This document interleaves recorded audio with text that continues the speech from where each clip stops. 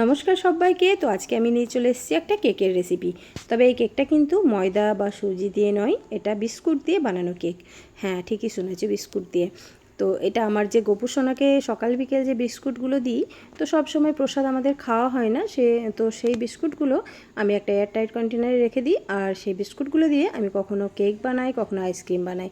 আবার ঘরে কিছু ভাঙা বিস্কুট থাকলে সেগুলোই ব্যবহার করি। তো এই যে দেখো, আমার একটা মেরি বিস্কুটের প্যাকেট অনেকটাই ভাঙা ছিল, তো গোটা কয়েকটা বাদ দিয়ে ভাঙাগুলো আমি নিয়ে নিয়েছি। আর এই যে গোপু সোনার বিস্কুটগুলো, এগুলো গোপু সোনার চকলেট বিস্কুট আছে কিছুটা, কয়েকটা আছে এমনি প্লেন বিস্কুট। তো সেগুলো আমি দেখো একটা মিক্সি জারের মধ্যে নিয়ে নিয়েছি। তার মধ্যে আমি দিয়ে দিলাম ছোটো এক বাটি চিনি। বিস্কুট তো এমনিতেই মিষ্টি আছে, তাতেও অল্প একটু চিনি দিয়েছি, তাতে করে খেতে ভালো লাগবে। তারপর এটাকে আমি একবার গ্রাইন্ড করে নিয়েছি।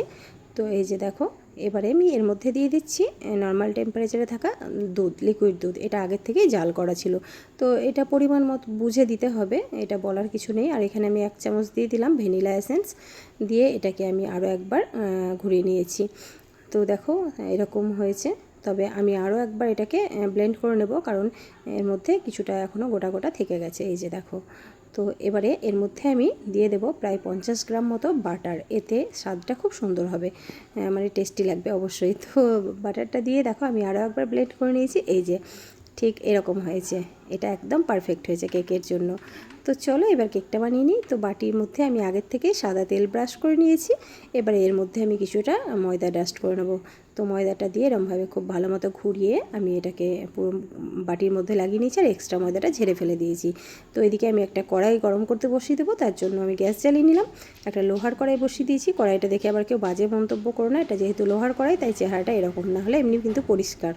তো তারপর এবার আমি অন্য আলাদা কোনো বাটি ব্যবহার করিনি। আমি এই মিক্সির জারের মধ্যেই দিয়ে দিলাম 1 চামচ বেকিং পাউডার আর 1/4 চা চামচ বেকিং সোডা, দিয়ে এটার মধ্যে 1 চামচ দুধ দিয়ে এটাকে আমি খুব ভালো মতো এর মধ্যেই কিন্তু মিশিয়ে নিয়েছি চামচ দিয়ে।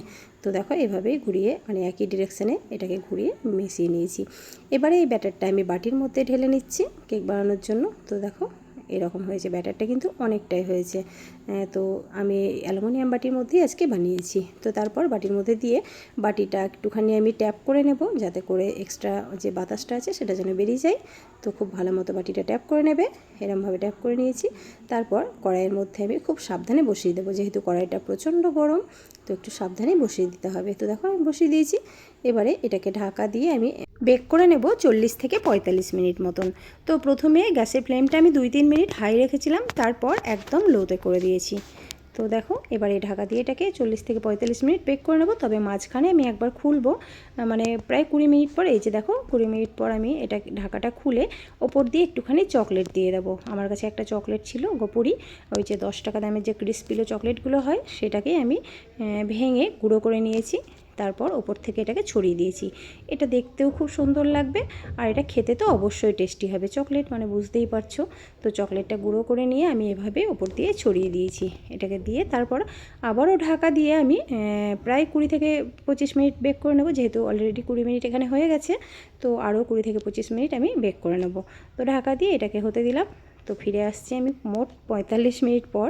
এই যে দেখো চেহারাটা, কেকটা কিন্তু হয়ে গেছে। তো তোমরা দেখেই বুঝতে পারবে চারপাশটা কিন্তু ছেড়ে এসছে। তো তবুও একবার কনফার্ম হওয়ার জন্য যেটা এটা ঠিকঠাক হয়েছে কি না, আমি একটা ছুরি নিয়ে এভাবে দেখে নিয়েছি। দেখো, তো এই ছুরিটা যদি ক্লিন বেরোয় তাহলে বুঝে যাবে এটা হয়ে গেছে। তো এই যে ছুরিটা একদম আমার ক্লিন বেরিয়েছে। তো এটা এবারে আমি গ্যাসটা বন্ধ করে দিচ্ছি। কেকটা কিন্তু আমার একেবারে হয়ে গেছে। তো চলো এবার এটাকে খুলে নেওয়ার পালা। তো আমি যেহেতু রাত্রে বানিয়েছিলাম, তো রাত্রে আমি ওভাবেই রেখে দিয়েছিলাম, আমি সকালবেলা এটা ডিমোল্ড করে নিয়েছি।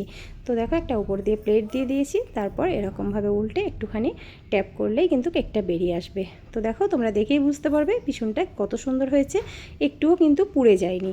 তো আর কেকটা দেখো কতটা মানে স্পঞ্জি হয়েছে। তো তোমরা দেখেই বুঝতে পারবে। আমি তবুও তোমাদের একটুখানি দেখিয়ে দিচ্ছি, আমার কথা জড়িয়ে যাচ্ছে আজকে কেন জানি না, আজকে না প্রায় দিনই হয় এটা। তো এই দেখো কেকটা কতটা নরম হয়েছে। তো চলো এবার আমি তোমাদের একটুখানি কেটে দেখাই। তো দেখো আমি এবার তোমাদের কেকটা একটুখানি কেটে দেখাই, কেকটা কতটা নরম হয়েছে তোমরা নিশ্চয়ই দেখেই বুঝতে পারছো। এই যে আমি কেকটা কেটে নিচ্ছি। তো কেটে নেওয়ার পর তোমাদের আমি দেখাচ্ছি ভেতরটা ঠিক কীরকম হয়েছে। এই যে দেখো ভেতরটা কতটা জালি হয়েছে, দেখো একদম নরম, দেখেই বুঝতে পারছো। তো কেকটা কিন্তু খেতেও খুব সুন্দর হয়েছে। তো তোমাদের বাড়িতেও যদি এরকম বিস্কুট থেকে থাকে বা বিস্কুট নরম হয়ে যায়, তো সেটা দিয়েও কিন্তু তোমরা এভাবে কেক বানিয়ে নিতে পারো। আমি কিন্তু এগুলো প্রায় দিনই করে থাকি, আর এটা খেতেও ভীষণ টেস্টি হয়।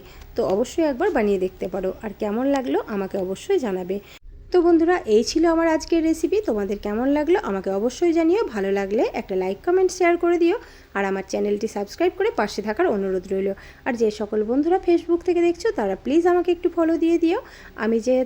আমার যেহেতু 5000 ফ্রেন্ড কমপ্লিট হয়ে গেছে, তাই আর আমি ফ্রেন্ড রিকোয়েস্ট অ্যাকসেপ্ট করতে পারছি না। তো তোমরা ফলো দিয়ে কিন্তু আমার পাশে থাকতে পারো।